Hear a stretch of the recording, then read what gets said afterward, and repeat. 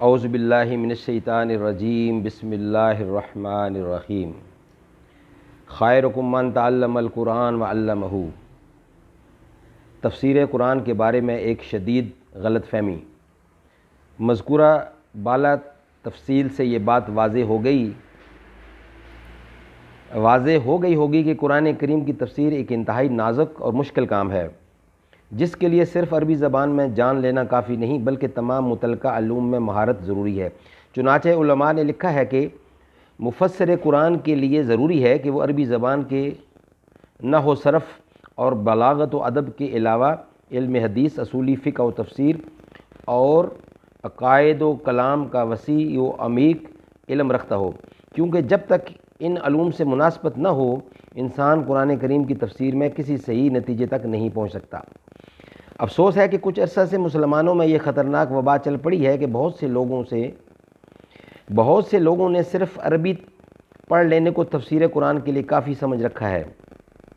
چنانچہ جو شخص بھی معمولی عربی زبان پڑھ لیتا ہے وہ قرآن کریم کی تفسیر میں رائے زنی شروع کر دیتا ہے، بلکہ بعض اوقات ایسا بھی دیکھا گیا ہے کہ عربی زبان کے نہایت معمولی شد بد رکھنے والے لوگ، جنہیں عربی پر بھی مکمل عبور نہیں ہوتا، نہ صرف من مانے طریقے پر قرآن کی تفسیر شروع کر دیتے ہیں بلکہ پرانے مفسرین کی غلطیاں نکالنے کے درپے ہو جاتے ہیں۔ یہاں تک کہ بعض ستم ظریف تو صرف ترجمے کا مطالعہ کر کے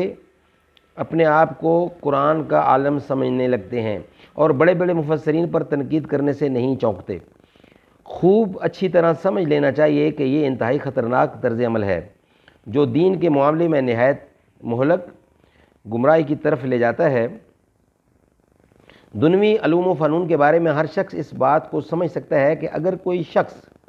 محض انگریزی زبان سیکھ کر میڈیکل سائنس کی کتابوں کا مطالعہ کر لے تو دنیا کا کوئی صاحب عقل اسے ڈاکٹر تسلیم نہیں کر سکتا اور نہ اپنی جان اس کے حوالے کر سکتا ہے جب تک کہ اس نے کسی میڈیکل کالج میں باقاعدہ تعلیم و تربیت حاصل نہ کی ہو۔ اس لیے کہ ڈاکٹر بننے کے لیے صرف انگریزی سیکھ لینا کافی نہیں بلکہ باقاعدہ ڈاکٹری کی تعلیم و تربیت حاصل کرنا ضروری ہے۔ اسی طرح کوئی انگریزی دان انجینئرنگ کی کتابوں کا مطالعہ کر کے انجینئر بننا چاہے تو دنیا کا کوئی بھی باخبر انسان اسے انجینئر تسلیم نہیں کر سکتا، اس لیے کہ یہ کام صرف انگریزی زبان سیکھنے سے نہیں آتا اور نہ آ سکتا ہے بلکہ اس کے لیے ماہر اساتذہ کے زیر تربیت رہ کر ان سے باقاعدہ اس فن کی تربیت اور اس کو سیکھنا ضروری ہے۔ جب ڈاکٹر اور انجینئر بننے کے لیے یہ کڑی شرائط ضروری ہیں تو آخر قرآن و حدیث کے معاملے میں صرف عربی زبان سیکھ لینا کافی کیسے ہو سکتا ہے؟ زندگی کے ہر شعبے میں ہر شخص اس اصول کو جاننا اور اس پر عمل کرتا ہے کہ ہر علم و فن کے سیکھنے کا ایک خاص طریقہ اور اس کی مخصوص شرائط ہوتی ہیں جنہیں پورا کیے بغیر اس علم و فن میں اس کی رائے معتبر نہیں سمجھی جاتی، تو آخر قرآن و سنت اتنے لاوارث کیسے ہو سکتے ہیں کہ ان کی تشریح اور تفسیر کے لیے کسی علوم و فن کے حاصل کرنے کی ضرورت نہ ہو اور اس کے معاملے میں جو شخص چاہے رائے زنی شروع کر دے۔ بعض لوگ کہتے ہیں کہ قرآن کریم نے خود ارشاد فرمایا ہے کہ وَلَقَدْ يَسَّرْنَا الْقُرْآنَ لِلذِّكْرِ، اور بلا شبہ ہم نے قرآن کریم کو نصیحت حاصل کرنے کے لیے آسان کر دیا، اور جب قرآن کریم ایک آسان کتاب ہے تو اس کی تشریح کے لیے کسی لمبے چوڑے علم و فن کی ضرورت نہیں۔ لیکن یہ استدلال ایک شدید مغالطہ ہے جو خود کم فہمی اور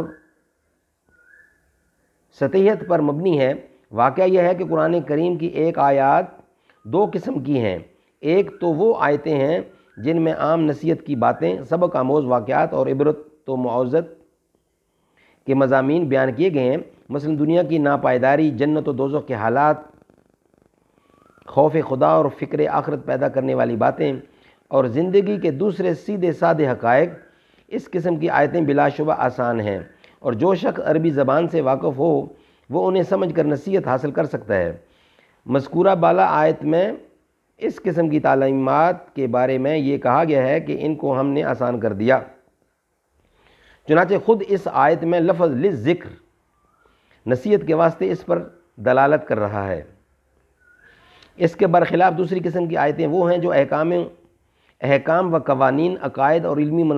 مضامین پر مشتمل ہیں۔ اس قسم کی آیتوں کا کما حقہ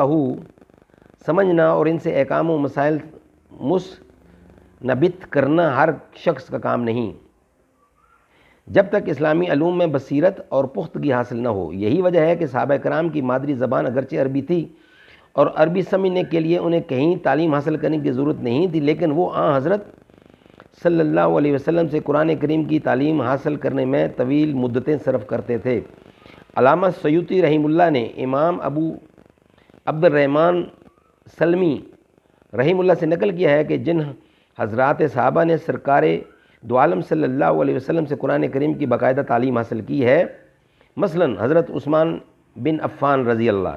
حضرت عبداللہ بن مسعود وغیرہ، انہوں نے ہمیں بتایا کہ جب وہ حضرت صلی اللہ علیہ وسلم سے قرآن کریم کی 10 آیتیں سیکھتے تو اس وقت تک آگے نہیں بڑھتے تھے جب تک ان آیتوں کے متعلق تمام علمی اور عملی باتوں کا احاطہ نہ کر لیں۔ وہ فرماتے تھے کہ فتعلمنا قرآن وعلم وعمل جمیعاً، ہم نے قرآن اور علم و عمل ساتھ ساتھ سیکھا ہے۔ چنانچہ موطا امام مالک رحمۃ اللہ میں روایت ہے کہ حضرت عبداللہ بن عمر رضی اللہ نے صرف سورۃ البقرہ یاد کرنے میں پورے 8 سال صرف کیے، اور مسند احمد میں حضرت انس فرماتے ہیں کہ ہم میں سے جو شخص سورۃ بقرہ اور سورۃ آل عمران پڑھ لیتا ہماری نگاہوں میں اس کا مرتبہ بہت بلند ہو جاتا تھا۔ غور کرنے کی بات یہ ہے کہ یہ حضرات صحابہ جن کی مادری زبان عربی تھی، جو عربی کے شعر و ادب میں مہارت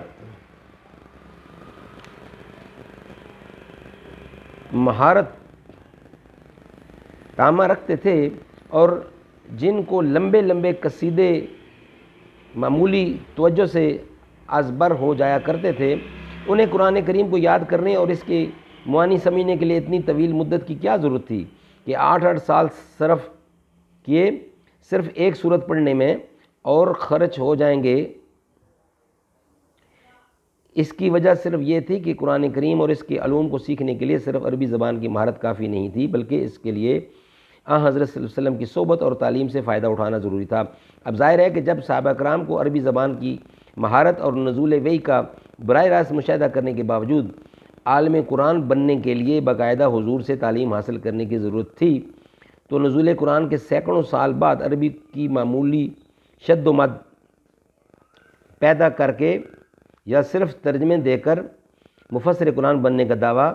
کتنی بڑی جسارت اور علم الدین کے ساتھ کیسا افسوسناک مذاق ہے۔ ایسے لوگوں کو جو اس جسارت کا ارتکاب کرتے ہیں، سرکار دو عالم صلی اللہ علیہ وسلم کا یہ ارشاد اچھی طرح یاد رکھنا چاہیے کہ من قال فی القرآن بغیر علم فلیتبوأ مقعدہ فی النار، جو شخص قرآن کے معاملے میں علم کے بغیر کوئی بات کہے تو وہ اپنا ٹھکانہ جہنم میں بنا لے۔ من تکلم فی القرآن برایا فصحاب فقط اخطا،